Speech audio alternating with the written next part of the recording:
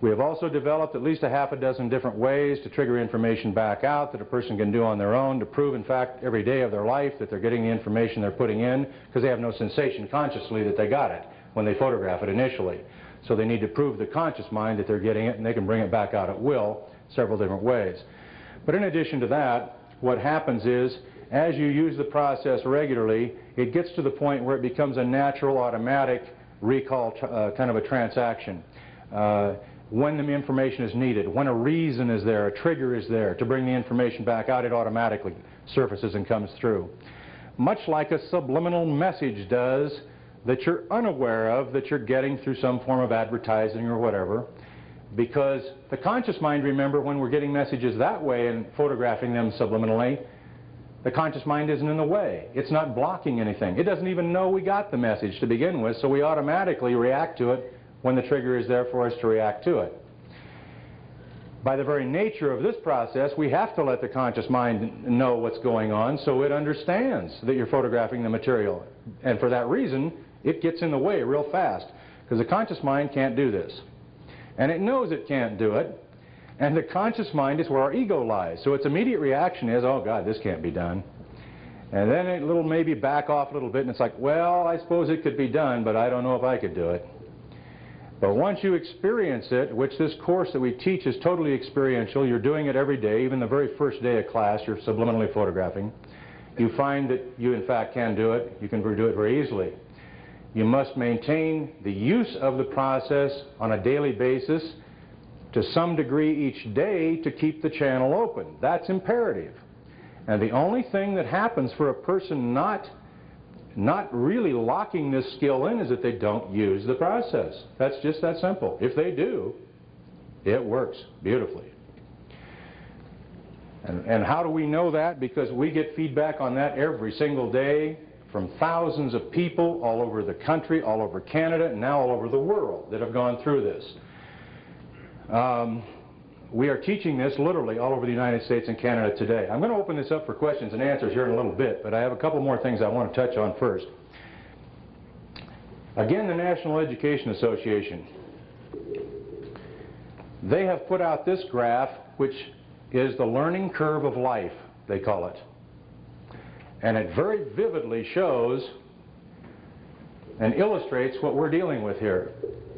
Because from birth until the age of 5, we learn at a phenomenal rate of speed. We are all, every one of us, born with a photographic recall memory. We are born with that. Every one of us possesses that.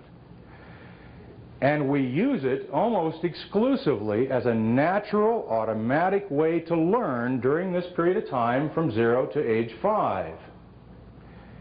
Until what time, what happens at age 5? We go to school. From that point on, and remember, these are National Education Association graphs. From that point on, the learning curve goes down the rest of our lives. Not when we complete school, when we start school. The reason is we're taught a rote memory system of learning. We're now going to be taught when we go to school how to learn. My gosh, folks, we already knew how to learn. We had a beautiful way to learn. We were born with it. We learned some of the most exciting, most difficult things in our lives prior to going to school. And we learned it with total accuracy. And you can prove that so easily. Take a preschool child, read something to them today, and a month from now, come back and read the same thing to them and make a mistake somewhere. Boy, they'll point that out right now, right now. They may not even know how to read yet. They just heard it once. We all possess that ability.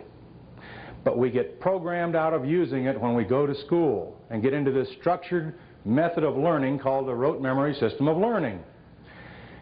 Because that system of learning is based upon reading as its primary vehicle, and everything that we are dealing with in that learning system is dealt with on a conscious basis. We're trying to educate 10% maybe of our mind's potential in the most inefficient part of the whole brain, the conscious part. And we spend years doing that with a vehicle of reading, which, as you saw before, is pathetic. It may be fun to read for some people as a pleasure reader, but we'll show you a much better way to even use this tool, subliminal photography, for that purpose. If you'll photograph your book that you're going to read for pleasure first, you'll put it all directly into the subconscious part of the brain at 100 times the impact of reading, and then as you go back and read your book for pleasure, it triggers it to the conscious level completely with total understanding. It's as if you're living the book on a basis that you would never get from reading it one time through, and with 100% retention. You never forget it. So you'll enjoy the book much more. And gosh, it'll take you another 3 minutes to photograph the book of 360 pages before you read it. So it's not any big deal, is what I'm saying.